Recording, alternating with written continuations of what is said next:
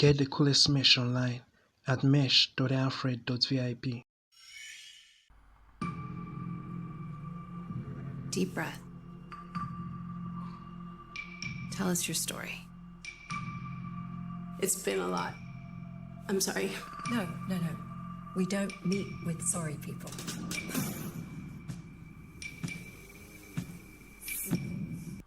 All women at the table of power. So we see the feminism at work here.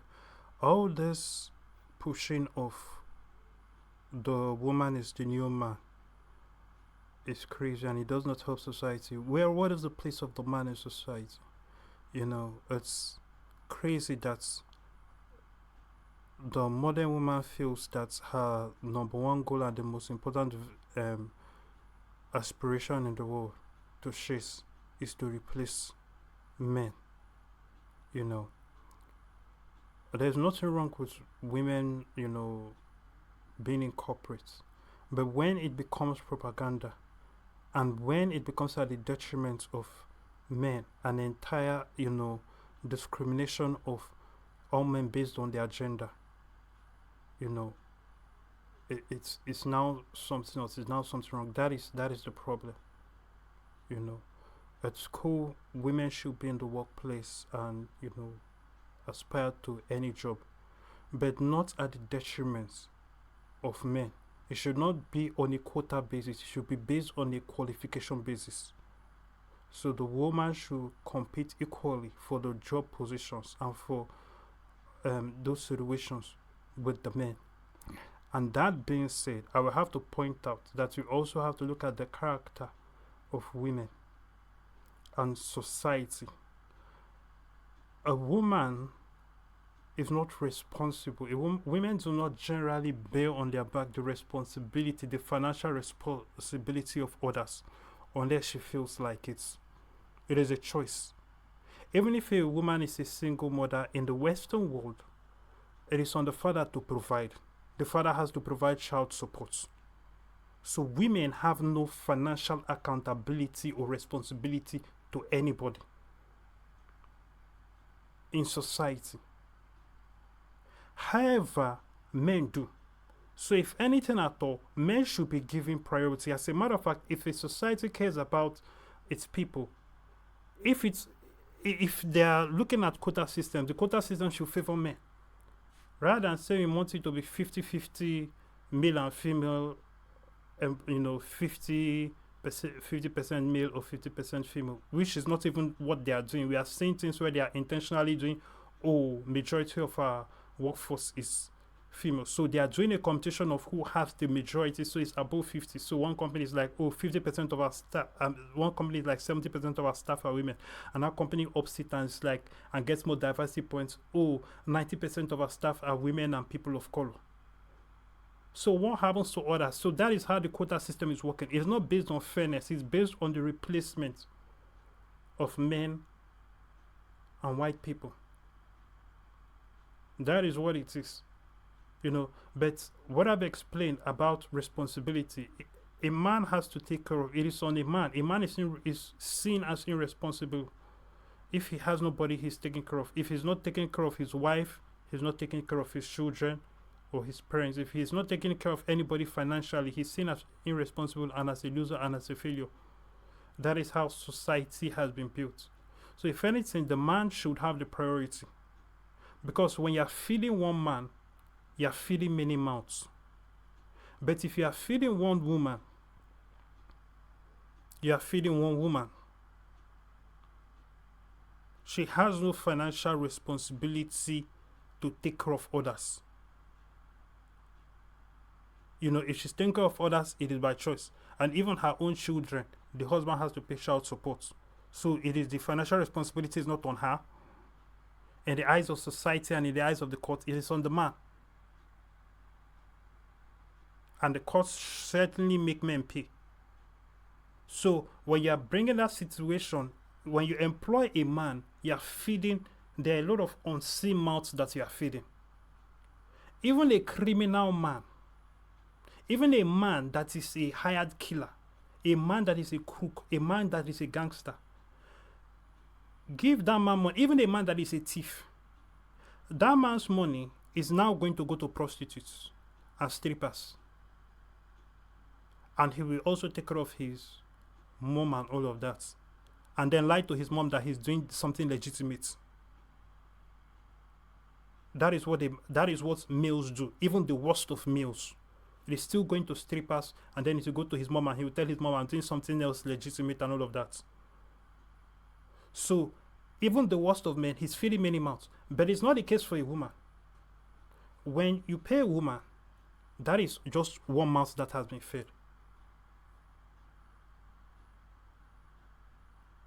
And in majority of the world, that is the structure. So you are actually doing society disservice by all this quota system that pander to women.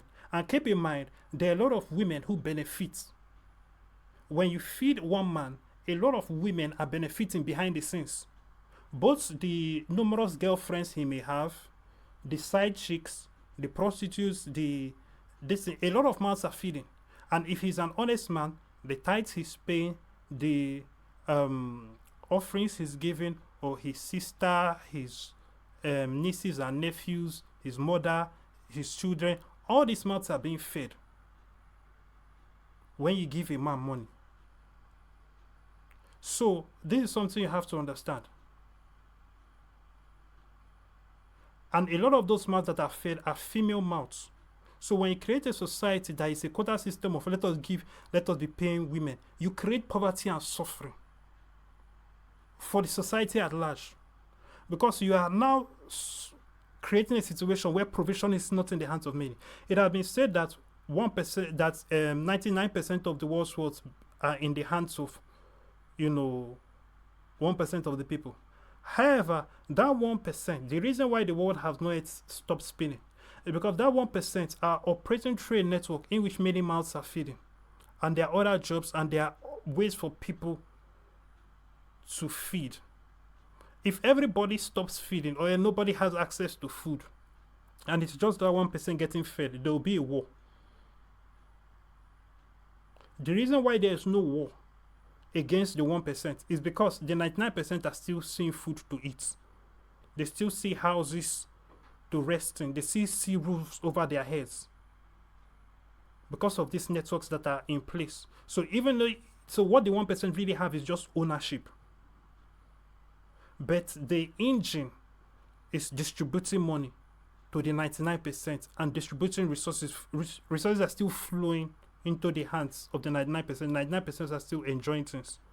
So in the same way, if you now narrow things and we are giving just women, you are creating a situation where you are cutting off the flow to other people. Yes, you are giving majority of the jobs, the ownership of the jobs or the streams of income to the men, but the men is letting that income flow, that stream flow to a lot of different places. Whether they like it or not, whether it's a good man or a bad man, he's not only feeding himself. But when it's a woman, that is not the case. And a woman will look for a man that also has money. So the man will be taking care of her. That is the reality. A woman who is a billionaire wants to marry a billionaire. She looks at marrying a millionaire as settling. She will never in her life want to marry a man that is not making 7 figures. And you have seen all of this. We have women that don't have anything, but they are already putting their aspiration. She wants a millionaire. That is, then you can think about women that are millionaires. They are not looking. Women marry on their level or above them, but they look for above them. No woman wants to marry her equal. Women look up. They marry up. Men like to marry down. That is why we have Cinderella. Cinderella cannot be a story about a man. There's no Cinderella man. That will only be an insult. A prince can marry a pauper, but a princess will never marry a pauper. It will never happen. As a matter of fact, if a princess marries a pauper, that is proof that she's a fake. She's not a princess. Throughout the history of the world, there is no princess that married a pauper. Even the princesses that were disinherited, that their kingdoms were stolen from them, that their father was killed, there was a revolution, their father was killed, and all the people, the father's brothers, so they wanted to wipe out the bloodline, but somehow because she was young and all of that, she was not the main focus, and then she managed to get away, but she was come from that princess line. She never married. Look through history. They never married because she still has the mentality of a princess. She can only marry a prince. Women marry on their level or above. They seek for above. But a man does not care. A man can marry up. As a matter of fact, men rarely marry up. It takes away from a man to marry up. A man will marry down preferably, or he will marry on his level. But it's the other way. He prefers marrying down.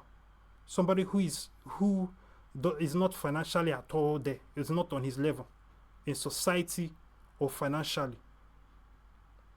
Men marry down, women marry up. Marrying on their level is settling. Marrying down will never happen. Down is an insult. A woman is not marrying down. There's no woman that is doing well that she will marry a Gates man. It will never happen. She will rather, that one is out of the question. She will stay single all her life. That is never happen. In some cases, she may secretly sleep with somebody that is beneath her, but never marriage. But a man does not care unless the woman is above. That is now where it becomes a problem. Some men will still go ahead, but it becomes a problem. So that is the difference. So we need to look at these things. Feminism is creating a lot of problems in society. It's not looking at all these dynamics and these realities.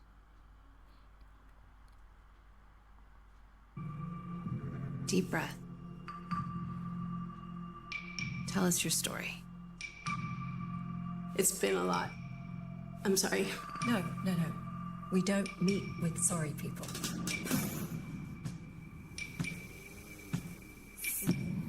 And is that not the behavior they condemn in a man? If a man was saying, we don't meet with sorry people, but for a woman, when she does it, it's a power move, it's a boss move. You know what a girl's best friend is? Not diamonds. I'm sure they will say power. They're lawyers. Let me see. Did they say lawyers?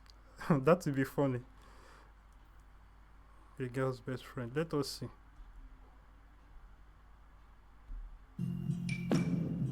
They're lawyers. They actually said lawyers. This is so funny. So they even know that majority of women, that their wealth is coming from getting divorced and getting alimony and child support. Interesting.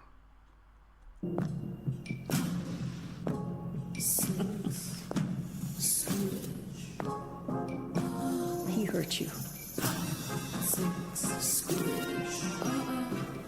Get mad. Get hot. Get revenge. What do you ladies think you could possibly hit me with that I haven't seen before? You're right. Everything we're going to show you today, you should be intimately familiar with. So apparently this is now men versus women. And why do people like to start wars that they can't win? If all the men in the world say we want this gender war you are looking for, men on one side versus women, how do you think that will go? Whether it is on the battlefield or in the business world, we say, okay, women only employ women in business from head to toe. So the person that will be carrying the luggage and the heavy load has to be a woman. Everything, all the job spaces have to be women. Then on the other side, all the job spaces has to be men. How do you think that is going to go? Seriously. Men will survive and thrive as always, but it will not be the same with women. Now, if we take it to the side of on the battlefield, we put swords in all the men's hands and put swords in all the women's hands and say, women on one side, men on one side, fights. You want gender war, fights. How do you think that will go? Why is it that people start wars? They want to look for war that they cannot win. And it's women that are pushing, these families that are pushing for this gender war. It's a war you cannot win. It is the same thing with African Americans. You have Dr. Umar types and all these race hustlers and all these people, always white people, these white people. If they say, okay, let us go to war, white people on one side, quote unquote, black people on the other side. How do you think this thing will go? How many quote unquote black people even have ever been to a shooting range or even know how to even shoot? And actually get, apart from playing video games, how do you think that's where we go? If they put guns in the hands of white people, they have always been hunting as far as the Western world is concerned. Hunting with guns. Africa was hunting with spears and knives. White people is a sport. There are all kinds of shooting ranges that white people have. So if you put guns in the hands of white people and then guns in the hands of quote unquote black people and say fight, who do you think will win that war? Or if you say, okay, build your own country, we build our own country. Africa has their entire continent. All the countries. How far? How has it been? How is it going? Where is prosperity? They have all the resources by God. God just bundled all the natural resources in the world and kept in Africa. Yes, they can't build anything that is sustainable and prosperous for all these centuries. And if you bring up, let us blame the white man, that colonization and all of that, shame on you. That is even worse. So you mean to tell me that a stranger came to your house when you have all the resources and then enslaved you? Shame on you. Bigger shame on you. So why do people want wars that they cannot win? It's crazy.